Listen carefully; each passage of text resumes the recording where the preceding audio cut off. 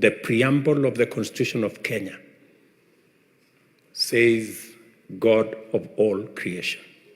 That is the beginning of the Constitution of Kenya, meaning that we surrender to God. And that is why Kenya shall continue to be a God-fearing nation. And we will defend the freedom of worship in our republic.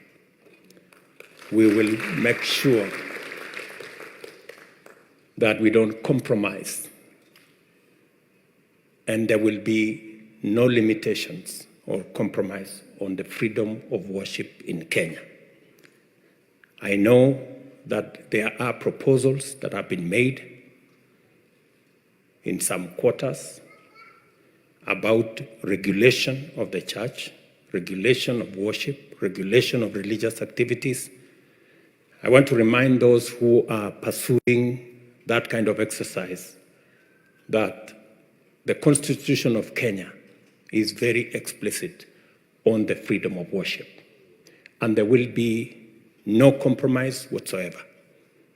There will be no limitation whatsoever on the freedom of worship in Kenya, because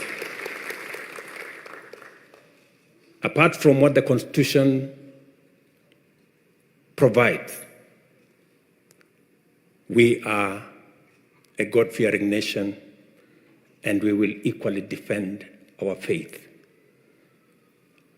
As Christians, as different religions, we will make sure that we protect the freedom of worship in Kenya.